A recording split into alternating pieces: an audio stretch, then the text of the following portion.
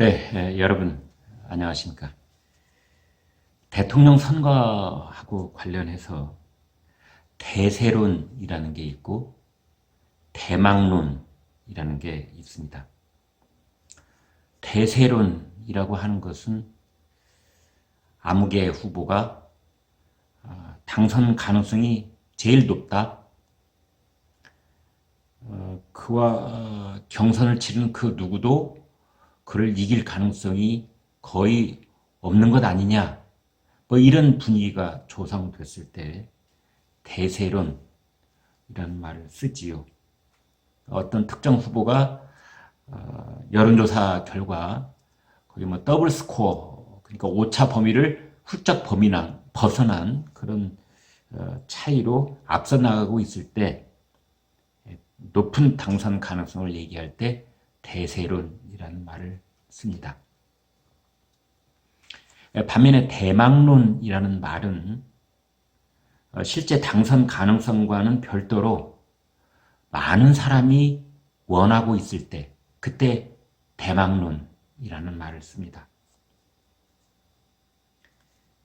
그걸 실제로 사람 이름을 대입해서 얘기를 해 본다면 여권에서는 한때 이낙연 대세론이 있었고 지금은 이제 이재명 대세론, 뭐 이렇게들 얘기하는 사람이 있죠. 왜냐하면 이재명 경기지사가 대권주자 적합도 이런 여론조사에서 2등을 거의 2배 차이로, 곱절 차이로 앞서 나가고 있기 때문입니다. 이번에는 사람 이름을 집어넣어서 대망론 얘기를 해본다면 야권에서는 뭐 윤석열 대망론, 충청 대망론 이렇게 얘기들을 하는 것입니다. 그러니까 윤석열 검찰총장이 지금 여론조사 결과로 뭐 타의 추정을 불허할 만큼 앞서 나가고 있지는 않지만 많은 국민들 그리고 특히 충청 지역의 유권자들이 윤석열 검찰총장이 유력 주자로 끝까지 완주를 하고 뭔가 좋은 성과를 이뤄내기를 바라고 있다. 그렇다면 이제 윤석열 대망론, 오늘 저희 영상의 제목처럼 그런 말을 하게 되는 것입니다. 그런데 뭐든 이 대통령 선거에서는 이런 얘기들을 또 합니다. 어떤 후보든지 스토리가 필요하다.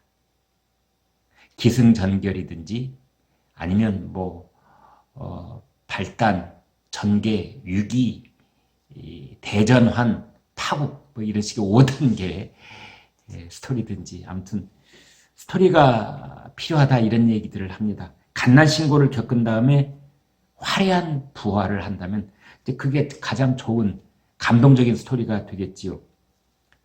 대통령 선거에서도 스토리가 매우 중요한데요.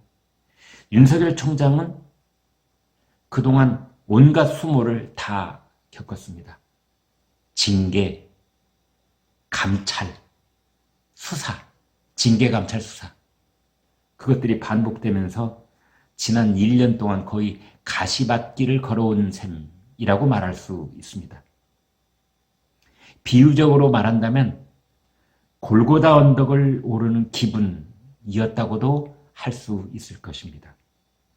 그것을 이제 현대적인 의미로, 그러니까 예수께서 올라가셨던 그 골고다 언덕을 현대적인 의미로 정치권에서 재해석을 해 본다면 현대적 의미에서 골고다 언덕을 오르면 뭐가 생길까요?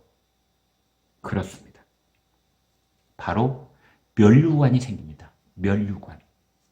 이 면류관은 처음에는 가시면류관이었다가 인고의 세월을 잘 견디면 황금 면류관으로 변모하기도 합니다.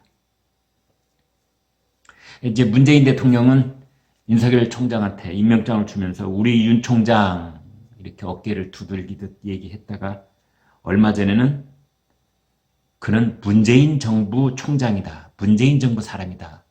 그렇게 말한 적이 있습니다. 한마디로 문 대통령이 윤 총장을 그는 우리 사람이다. 민주당 사람이다. 이제 그런 아우라를 입히고 싶었던 모양입니다. 그렇지만 윤석열 총장 입장은 그와 정반대입니다. 윤 총장의 취임사든 신년사든 또 신임 검사들에게 하는 인사말이든 또는 국정감사장에서 했던 발언이든 윤석열 총장은 항상 두 가지를 강조해왔죠. 첫째는 헌법정신, 그리고 둘째는 국민과 함께라는 말입니다. 문재인 정부라는 말은 단 한마디도 윤석열 총장 입에서 나온 적이 없습니다. 얼핏 본다면은 이제 이런 생각도 듭니다. 우리 편 이런 얘기를 하는 문재인 대통령이 아직도 민주당 당원 같은 인식에서 벗어나지 못하고 있다면 대신 윤석열 총장은 마치 국가 지도자 같은 그런 표현을 쓰고 있다고 할 수 있습니다. 헌법정신, 국민과 함께. 이런 말은 사실은 대통령 취임사를 듣는 게 아닌가 하는 착각을 불러일으킬 정도입니다. 서정주 시인 하면은 어떤 식규가 생각나십니까? 그 중에는 가장 많이 인용되는 식기 가운데 하나가 나를 키운 건 파라리 바람이라는 그런 식기죠. 자화상이라는 시에 들어있는 식기입니다. 그 시 제가 잠깐 읽어보겠습니다. 애비는 종이었다. 밤이 깊어도 오지 않았다. 팥뿌리같이 늙은 할머니와 대추꽃이 한 주 서 있을 뿐이었다. 엄에는 달을 두고 풋살구가 꼭 하나만 먹고 싶다 하였으나 흙으로 바람벽 한 호롱불 밑에 손톱이 까만 애미의 아들 가보년이라든가 바다에 나가서는 돌아오지 않는다 하는 외할아버지의 순 많은 머리털과 그 커다란 눈이 나는 닮았다 한다. 23해 동안 나를 키운 건 파라리 바람이다. 세상은 가도 가도 부끄럽기만 하더라. 이렇게 쭉 이어지는 시입니다. 거기서 이제 나를 키운 건 파랄, 이 식기가 그 후에도 두고두고 이제 인용이 되곤 했었는데, 윤석열 대망론, 그 대망론을 키운 것은 역설적이게도 바로 문재인 대통령입니다. 그 윤석열을 키운 파랄이 문정권입니다. 윤석열을 키운 파랄이 추미애 전 법무부 장관입니다. 그들이 윤 총장 찍어내기에 혈안이 되지 않았던들 그는 평범한 검찰총장이 됐을지도 모릅니다. 그러나 윤 총장 찍어내기를 시작한 뒤로 그는 골고다 언덕을 오르는 입장이 되고 말았으며 머리에는 가시면류관이 씌워지고 말았습니다. 추미애 법무가 윤석열의 맷집을 키워주었고 박범계 법무가 다시 그의 존재감을 키워주고 있습니다. 정치의 시계바늘은 그렇게 돌아갑니다. 자신이 호랑이를 키우고 있는지도 모르면서 호랑이 입에 계속 살코기를 넣어주고 있는 것이나 같습니다. 오, 정말이지. 저들이 무슨 짓을 하고 있는지 모르나이다. 이렇게 말을 하시는 분도 있을 겁니다. 그렇다고 해서 윤석열 총장 본인의 역할이 없었느냐? 물론 그렇지는 않습니다. 윤석열 총장도 직분에 충실했고 박근혜 정권에도 문재인 정권에도 빌붙지 않았습니다. 그리고 원칙을 지켜나가고 있습니다. 윤석열 총장의 임기도 이제 몇 달 남지 않았습니다. 올해 7월이면 임기가 끝납니다. 4월 7일 서울 부산 시장 선거가 공정하게 치러지도록 검찰 수뇌로서 선거 부정 의혹 사건을 지휘 감독하는 것이 마지막 미션이 될 것으로 보입니다. 4월 7일 선거 이후로 윤 총장은 결단이 필요할 것입니다. 일부에서는 윤 총장을 추대하기 위한 구체적인 움직임도 있다고 합니다.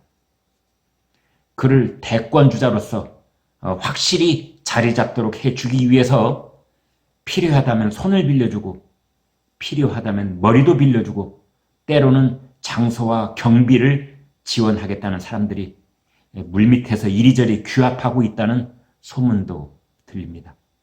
그것이 바로 윤석열 대망론입니다. 또 이런저런 공개적인 글에서 그리고 칼럼에서 윤석열 대망론을 말하면서 그에게 어서 빨리 결단을 내리고 국민이 부르는 소리에 응답하라는 주문도 나오고 있습니다. 윤석열 대망론을 국민의 소명으로 받들라는 것입니다. 소명. 네. 참 거룩한 말씀입니다. 어떤 특별한 목적을 위해 부름을 받는 것을 뜻하는 말입니다. 원래는 종교적인 표현으로 많이 썼지요. 영어로는 calling, 부른다, calling, 부름이라고도 합니다.